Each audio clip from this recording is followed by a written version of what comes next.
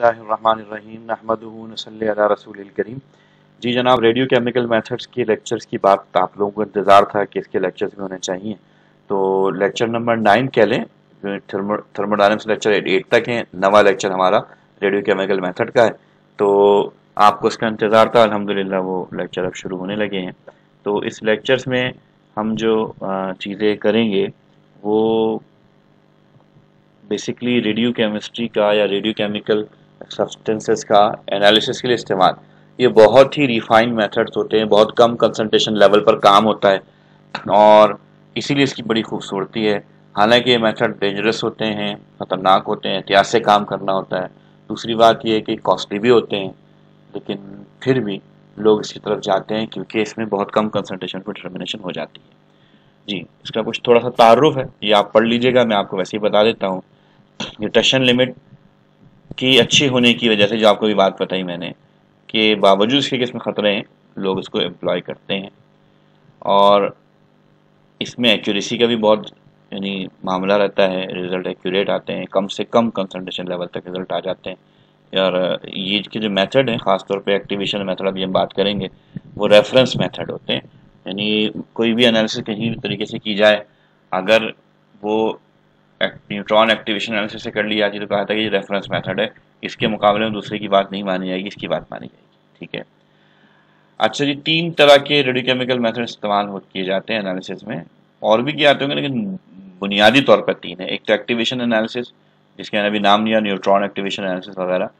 तो इसमें हम न्यूट्रॉन की बम्बार्डमेंट के ज़रिए से नॉन रेडियोएक्टिव कंपाउंड को रेडियोएक्टिव बना लेते हैं। आप ये पढ़ लीजिएगा तफसील। और इस तरह हम उसकी डिटेक्शन करके डिटेक्शन करके रेडियोएक्टिविटी की डिटर्मिनेशन कर देते हैं कंसंट्रेशन की। ठीक है। दूसरा ट्रेसर मेथड है। इसमें हम ट्रेस करते हैं कि कहाँ कहाँ लीकेजेस हैं, डैमेजेस हैं और डिपॉजिशन हो रही है। मुख्तलिफ सिस्टम में इसकी एप्लीकेशन हो सकती है। मसलन किसी प्लांट के अंदर अगर हम उसकी रूट से कोई रेडियो एक्टिव सब्सटेंस उसको फीड करें और वो रूट से चलता हुआ पूरे प्लांट में जाए, तो हम उसका ट्रैक ट्रेस कर सकते हैं। इसी तरह किसी इंडस्ट्री के अंदर कोई प्रोसेस हो रहा है, कई सारे यानी जैसे बाथ्स हैं, उसमें से इन एक लाइन में प्रोसेस चल रहा है, कई टैंक्स हैं, अब हम उसके अंदर कुछ चीज़ ऐड कर रहे होते हैं और वो चीज़ लीक हो रही है या डिस्ट्रॉय हो रही है या डिपॉजिट हो रही है, तो उसको तलाश करना, उसमें भी क्या करते हैं लोग, रेडियो एक्टिव एलिमेंट ऐड कर दिया छोटा सा, जिसकी एक्टिविटी बहुत हज़ार्डस ना हो। वो ऐसी चीज़ें भी होती हैं। तो और फिर उसको फाइनली आखिरी प्रोडक्ट में देखते हैं कि भाई कितना हुआ, तो इससे अंदाज़ा हो जाता है कि हाँ भाई फलानी तरह का कंपाउंड एड्जॉर्ब हो रहा है या नहीं हो रहा। क्योंकि बात ये है कि कंपाउंड तो आम ही होते हैं, बस उसमें से एक आध एलिमेंट को लेबल करके, लेबल से मुराद रेड यानी किसी कंपाउंड को लेबल करने का मतलब क्या है, उसके साथ किसी एक एलिमेंट का, किसी एक एटम का रेडियो न्यूक्लाइड अटैच कर देते हैं। ठीक है। मसलन एसिटिक एसिड है मिसाल के तौर पे, अगर हम उसके साथ कोई एक एटम को रेडियो एक्टिव अटैच कर देंगे तो ये लेबल्ड एसिटिक एसिड हो जाएगा, है ना। अच्छा जी, तो ये ट्रेसिंग की जाती है, बहुत लंबी पाइपलाइन है और उसको हम ट्रेस करना चाहते हैं कहाँ से लीकेज हो रहा है, तो रेडियोएक्टिविटी डाल देते हैं। अगर कहीं से पाइपलाइन लीक होगी ज़मीन के अंदर से या समंदर के अंदर से, तो वहाँ रेडियोएक्टिविटी ज़्यादा होगी, उसे देखकर लोग पहचान लेते हैं। यानी देख नहीं सकते, लेकिन एक डोजीमीटर वगैरह लेके उसके ऊपर मूव करते हैं और जहाँ ये रीडिंग आ रही है वहाँ पहचान लेते हैं इसको। अच्छा जी, तीसरा मेथड जो है आइसोटोप डायल्यूशन मेथड है। इसको भी हम आगे तफसील से पढ़ेंगे इस लेक्चर में नहीं। इन मेथड्स को तीनों, दोनों को, दूसरा तो नंबर 1, नंबर 3, नंबर 2 तो बहुत ज़्यादा एनालिटिकल एप्लीकेशन में इस्तेमाल नहीं होता। नंबर 1, नंबर 3 हम तफसील से पढ़ेंगे।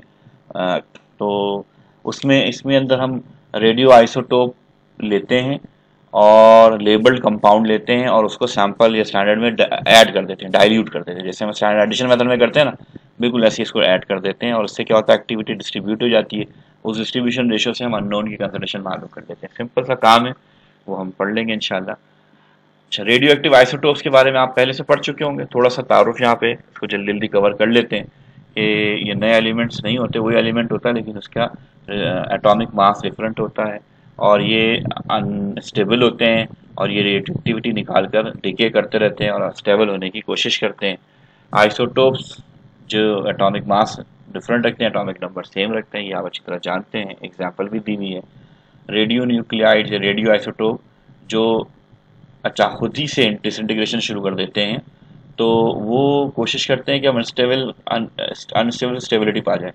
जो हायर रेडियो न्यूक्लाइड होते हैं, हायर देन लेड, तो वो कोशिश करते हैं कि लेड बन जाए, क्योंकि लेड बहुत स्टेबल जो है एलिमेंट होता है। अच्छा जी, अब ये जो इमिशन हो रही होती हैं उनमें तीन तरह की इमिशन कॉमन है, alpha decay, beta and gamma decay. Alpha decay basically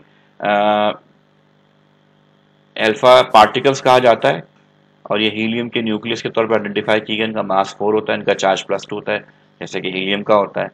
और इसी तरह जो है ये पार्टिकल्स की प्रॉपर्टी है, आप पढ़ते रहे होंगे, बहुत कई मरतबा आपने पढ़ा होगा कि ये ज़्यादा पेनिट्रेटिंग नहीं होते, लेकिन बहुत हाईली आयनाइजिंग होते हैं, यानी ठीक ठाक आयनाइजेशन कर देते हैं, लेकिन ज़्यादा दूर तक एयर में भी थोड़ा चंद मिलीमीटर से आगे मूव नहीं कर सकते। ये अल्फा डीके समझाने के लिए दिखाया जा रहा है कि लार्जर अनस्टेबल न्यूक्लियस है और वो स्मॉलर न्यूक्लियस में कन्वर्ट हो रहा है, प्लस अपने अंदर से अल्फा पार्टिकल निकाल रहा है। तो पार्टिकल नेचर रखता है अल्फा पार्टिकल के। बीटा डीके में बीटा पार्टिकल्स की इमिशंस हो रही होती हैं, और इसमें एटॉमिक नंबर जो है ये चेंज होता है, लेकिन मास नंबर वही रहता है। ठीक, और बीटा डीके दो तीन तरह के होते हैं, एक तो नेगाट्रॉन फॉर्मेशन है, दूसरा पॉजिट्रॉन फॉर्मेशन और इलेक्ट्रॉन कैप्चर।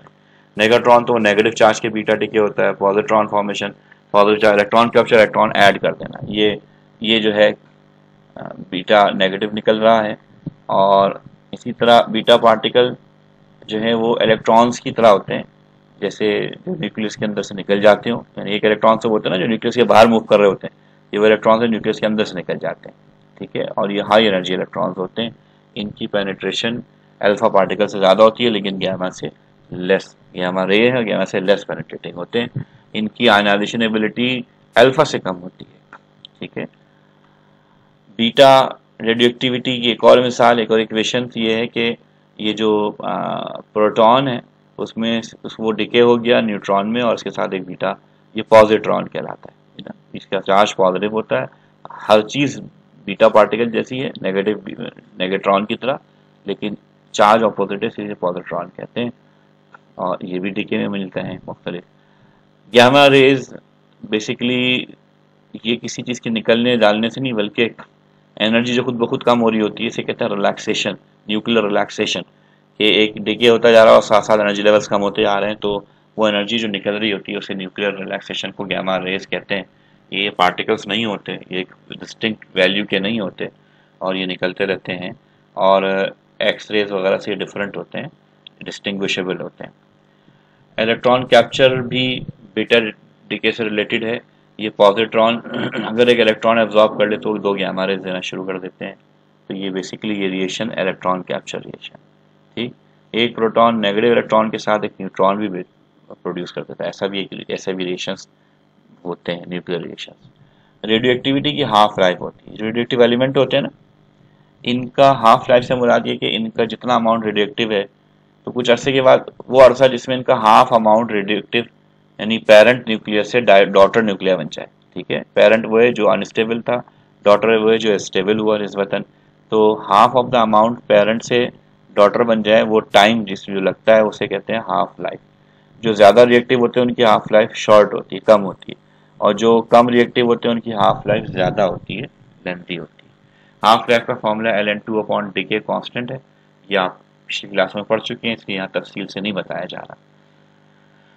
इसकी डिटेक्टर वगैरह के जरिए रेडियो एक्टिविटी मेजर की जाती है। क्वांटिटेटिव इंफॉर्मेशन, डिके रेट्स वगैरह भी काउंटिंग के जरिए इसकी डिटेक्शन और काउंटिंग कहलाती है। ठीक है, ये मिनट्स और काउंट्स का टेबल बनाया गया। एक मिनट में 180 काउंट थे, दूसरे मिनट में 187 काउंट हुए। काउंट कम होते जा रहे हैं, यानी ऊपर नीचे होते जा रहे हैं मिनट्स के अंदर। तो ये जो है काउंट्स बेसिकली क्या है, कितनी रेडियो एक्टिविटी मिल रही है, इसे काउंट्स क्यों कहा जाता है। जो डिटेक्शन है इसको काउंट्स इसलिए कहते हैं कि बहुत कम एलिमेंट्स ये रिस्पॉन्स दे रहे होते हैं, तो लिहाजा जो इसको जो है काउंट्स कहा जाता है कि you can count the element, even you can count few elements can also give you response and this response is detectable by equipment, इसलिए इनको काउंट्स कहा जाता है। इंस्ट्रूमेंटेशन में रेडियो एक्टिविटी की सोर्स रेडियो एक्टिव एलिमेंट्स होते हैं, आमतौर से कंपाउंड्स होते हैं जो लेबल्ड कंपाउंड होते हैं, जिनके अंदर एलिमेंट रेडियो एक्टिव होता है। ठीक, और बाज़ दफ़ा इसको रेडिएशन करके भी एक्टिवेशन किया जाता है। और इनकी डिटेक्शन जो है वो भी आगे हम देख लेंगे। ये डिटेक्टर्स हैं, यानी एक डिटेक्टर्स ये गैस फील्ड का चैम्बर या गैस फील्ड चैम्बर डिटेक्टर्स होते हैं।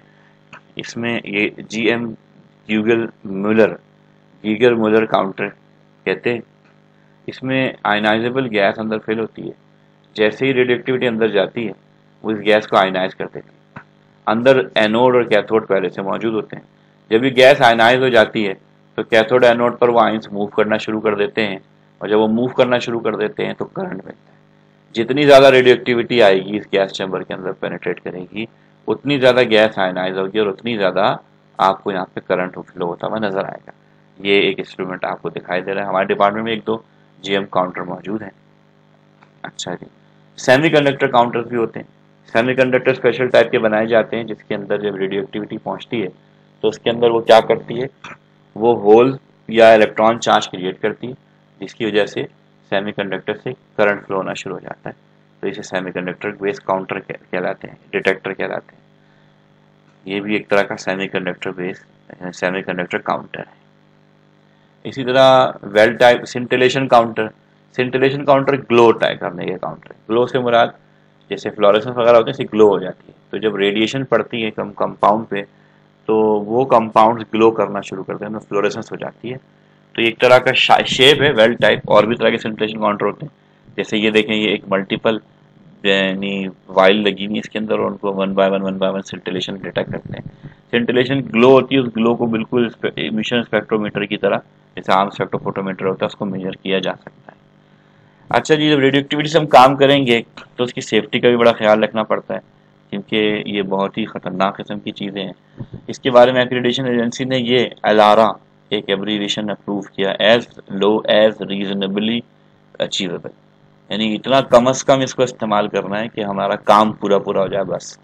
जैसे हम किसी को मेहमान बुलाते हैं ना, तो सोचते हैं भाई 10 आदमी आ रहे हैं तो चलो 12-13 आदमी का खाना बना लो, कम ना पड़ेगा, ठीक है। लेकिन यहाँ पर ऐसा नहीं है, जितना काम करना उतनी सामान तैयार करना है, क्योंकि ज़्यादा होगा तो उसको डिस्पोज करना खतरनाक होता है ये सब चीज़ें, ठीक है। अब कैसे, तो हम कैसे बच सकते हैं, तो 2-3 बातें हैं, टाइम वे, डिस्टेंस से और शील्डिंग से। तो इसकी तफसील अभी हम देखेंगे। और क्यों बचना है, क्योंकि हमें मिनिमाइज डोज मिले, ज़्यादा से ज़्यादा डोज हमें ना मिल सके। टाइम क्या है, टाइम का मतलब है कि कम से कम हमें एक्सपोजर हो। ऐसा हमने एक्सपेरिमेंट डिज़ाइन करना है कि कम से कम टाइम में काम हो जाए। तो इसके लिए टाइम को मैनेज करना पड़ता है। रेडियो एक्टिव मटेरियल को जब भी इस्तेमाल करें या जब भी मंजर पे लेके आए जब इसकी ज़रूरत हो। ड्राई रन का मतलब है जहाँ रेडियो एक्टिव मटेरियल के बगैर भी काम हो सकता हो, उसे ड्राई रन कहते हैं। तो उन ड्राई रन को हम रन करने की कोशिश करें ज़्यादा से ज़्यादा, ठीक है। और हायर डोजेस आ जाते हैं अगर आप रीज़नेबल अमाउंट या रीज़नेबल टाइम में काम नहीं करेंगे, तो हाई डोज का आदमी मुतहमिल हो जाता है। डिस्टेंस बहुत इंपॉर्टेंस रखता है। यह आसान है दूर से जाना और इफेक्टिव भी है। अगर आप एक्स डिस्टेंस पर से फिगर में दिखाया जा रहा है तो आपको डोज 1 मिल रहा है, तो अगर आप डिस्टेंस डबल कर देंगे तो आपका डोज जो है उससे 4 गुना कम हो गया, है ना। और आप 3 गुना कर देंगे तो ये आपका 9 गुना कम हो गया। तो ये प्रोपोर्शनल नहीं है, एक्सपोनेंशियल है डिस्टेंस जो है, इसलिए एक्सपोनेंशियली आप सेव होना शुरू हो जाते हैं, ठीक। इनवर्स स्क्वायर लॉ है ये। Doubling the distance from source decrease dose by factor of 4 और tripling it decrease to 9 fold, ठीक है। 9 गुना कम हो गया खाली 3 गुना आप पीछे होने से। तो मोर डिस्टेंस लेस रेडिएशन एक्सपोजर, तो इसलिए लेंदी टोंग, ट्वीजर्स, पिपेट्स वगैरह इस्तेमाल करने की कोशिश की जाती है। तीसरा है शील्डिंग। वो मटेरियल हम यूज़ करें जो कि रेडिएशन एब्जॉर्ब कर देते हैं, प्रॉपर शील्डिंग हो, लेस रेडिएशन हो। तो लेड यूज़ किया जाता है। लेड ट्रांसपेरेंट ऑप्टिकल ग्रेड का भी होता है, ट्रांसपेरेंट लेड की भी ब्रिक्स होती हैं ताकि रेडिएशन को क्रॉस ना करे। इसके अलावा फ्लेक्सी ग्लास भी यूज़ करते हैं। ये जनाब लेड की ब्रिक्स हैं, ठीक है, इन्हें इस्तेमाल करते हैं। तो यहाँ हम एक्सपेरिमेंट कर रहे हैं और हमारे और उनके दरमियान लेड की ब्रिक्स हैं, तो रेडिएशन स्ट्रेट लाइन में आती है तो यहाँ पे रुक जाती है, ठीक है। इसी तरह स्टोरेज कर रहे हैं तो ये फ्लेक्सी ग्लास है, ये शील्ड है फ्लेक्सी ग्लास की, इसके पीछे हम काम कर रहे होते हैं और साइड से हम हाथ लगा डाल के काम कर लेते हैं और यहाँ सामने हम खड़े हो जाते हैं, तो भी रेडिएशन से काफ़ी हद तक बचत हो जाती है। अच्छा जी, शील्डिंग में ये प्लेक्सी ग्लास के हम प्लेटफॉर्म्स ही बना लेते हैं, इसके अंदर हम एक्सपेरिमेंट भी करें और फिर उसको बंद करके भी चले जाएँ ताकि बाहर रेडिएशन बिल्कुल ना आ सके, ठीक है। और रेडिएशन का जहाँ काम हो रहा हो वहाँ पर प्रॉपर पोस्टिंग, लेबलिंग बहुत ज़रूरी होती है। ये रेडियो एक्टिव मटेरियल का सिंबल है, ठीक है, या तो वो हम जब भी काम कर रहे हो तो वहाँ पे इस तरह के लेबल ये यहाँ रेडियोएक्टिव मटेरियल है।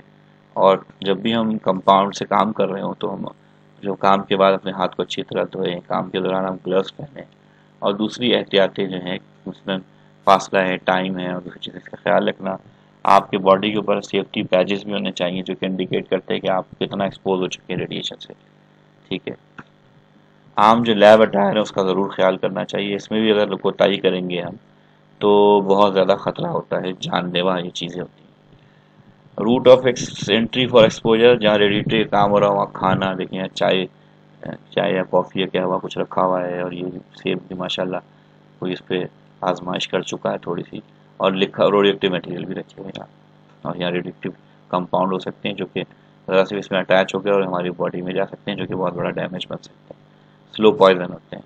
लेबॉर्ट्री वाइप टेस्ट होते हैं कि आप जब भी जो है लेबॉर्ट्री में काम कर रहे हैं कुछ उसके बाद वाइप करके उसका टेस्ट करते हैं, आया रेडियो एक्टिविटी तो नहीं है सरफेसेस के ऊपर, बॉटल्स के ऊपर, तो उसे हमें वहाँ से वॉश करके रिमूव करना पड़ता है। जो वॉश करके वॉशिंग होती है उसको भी नहीं फेंक सकते, उसको फेंकने के लिए भी बाकायदा WHO का प्रोटोकॉल है, तो वो हमें उसको फॉलो करना पड़ता है। जो मैंने आपसे बैजेस की बात की थी, डोजीमीटर और बैजेस ये डिटेक्टर होते हैं, इनके ज़रिए से डिटेक्शन को डिटेक्ट करते हैं। ये बैजेस हैं जो हम इस्तेमाल करते हैं। Rules, rights and responsibilities of radiation worker, इसका हमें अंदाज़ा होना चाहिए। इसके मुख्तलिफ दुनिया में एक्रेडिटेशन एजेंसीज हैं जिन्होंने अपने अपने रूल्स हैं और रेगुलेशंस बनाई हुई हैं, हमें इसकी कंप्लाइंस करना बहुत ज़रूरी होता है। मसला क्या है कि ये जो डिटेक्शन है ना रेडिएशन की, ना हम इसको देख सकते हैं, इसे इनविजिबल, ना हम सूंघ सकते हैं, इसकी कोई स्मेल नहीं होती, ना हम चख सकते हैं। तो ये बड़ी परेशानी की बात है कि ऐसा दुश्मन है, ऐसा किलर है जिसमें नज़र आता है, ना सूंघ सकते हैं, ना हम उसको पकड़ के खा पी सकते हैं, चख सकते हैं, तो इसके कुछ सेंस ही नहीं हो पाता, इसलिए इससे बचना बहुत ज़रूरी है। डिटेक्टर्स की हमारी बात हुई थी कि आम कॉमन सेफ्टी के लिए भी डिटेक्टर्स इस्तेमाल किए जाते हैं। तो ये जैसे ये कॉलम्स में ये ट्रैफिक एंट्री पे लगा दिए गए हैं, इसी तरह ये गैस फिल्ड डिटेक्टर होते हैं जो कि बड़े पैमाने पे डिटर्मिनेशन करने के लिए इस्तेमाल किए जाते हैं। ठीक है। और ये भी गैस फिल्ड डिटेक्टर हैं जो मुख्तलिफ छोटे पैमाने पर इस्तेमाल किए जाते हैं वही चीज़ें जो हमने इस्तेमाल की, जो हमने पढ़ी हैं शुरू में डिटेक्शन। ये लिक्विड सेंटिलेटर है जिसकी मैंने पहले फिगर दिखाई थी। अच्छा जी, अब कुछ मिसकॉन्सेप्ट होते हैं रेडिएशन से मुतालिक। अब ये देखें, मुर्गा माशाल्लाह कद्दे आदम मुर्गा है, पीछे अगर आप गौर से देखें तो ये रेडियो एक्टिविटी के निशान है। तो बाज़ लोग ये समझते रहे कि कोई रेडियो एक्टिव सब्सटेंस कोई मखलूक खा ले या इस्तेमाल कर ले, उसकी बॉडी में चला जाए तो उसके अंदर जेनेटिक चेंज आ जाएगा और म्यूटेशन ब्रीडिंग हो जाएगी और वो उसके अंदर कोई ना कोई सलाहियत बढ़ जाएगी, जैसे मुर्गे का हजम ही बढ़ गया। तो ऐसा होता नहीं है हकीकत में। फिल्मों में बहुत कुछ होता है, हकीकत में कुछ नहीं होता।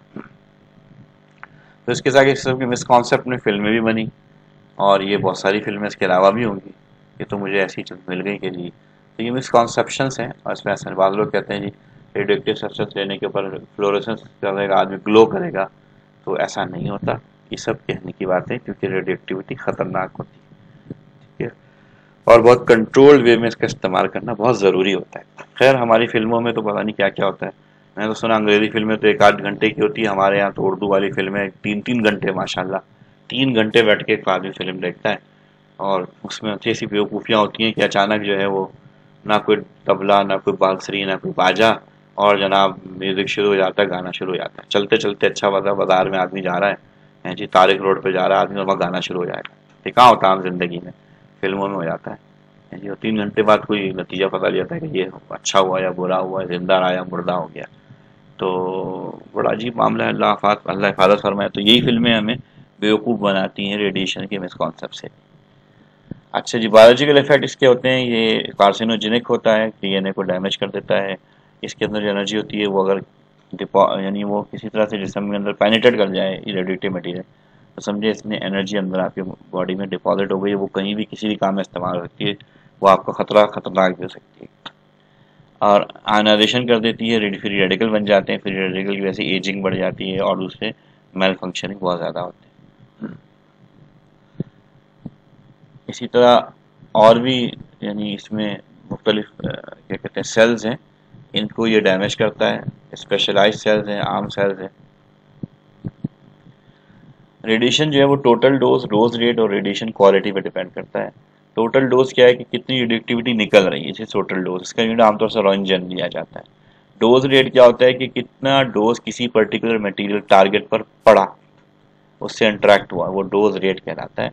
तो ये इसका यूनिट अक्सर ग्रे, GRAY ग्रे लेते हैं।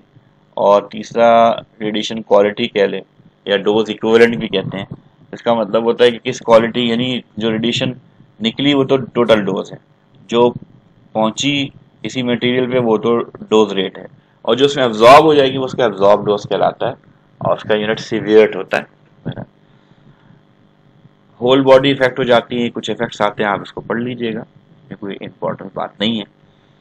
ये चंद मसल्स सेल्स के साथ ये इनकी एक्टिविटी है। तो मेरी बायोलॉजी तो वैसे ही बहुत कमज़ोर है, आप लोग जो बायोलॉजी जानते हैं उसको अप्रिशिएट करें इंशाल्लाह। ये एक फिगर मुझे मिली थी, आपको डराने के लिए नहीं लगाई गई। इस फिगर के अंदर क्योंकि ग्रीन से लेके ऊपर हम जाते हैं तो रेडिशनेस तक हम जा रहे हैं, it means we are going towards high doses. तो कितने, अगर आप देखें दोनों तरफ, ये पार्शियल बॉडी एक्सपोजर पर और सीधे हाथ पर होल बॉडी एक्सपोजर पर नीचे से ऊपर जाते हुए कितने सीरियस इश्यूज आते रहते हैं। तो रेडिएटेड मटेरियल यूज़ करना जो है ख़तरनाक तो होता है, लेकिन एहतियात से यूज़ किया जाए तो बड़े बड़े फ़ायदे मिलते हैं। ठीक है जी, तो ये हमारा आज का लेक्चर ख़त्म हुआ। इंशाल्लाह नेक्स्ट लेक्चर में हम analytical applications radio chemical method की सीखेंगे। ओके जी, अल्लाह हाफिज़।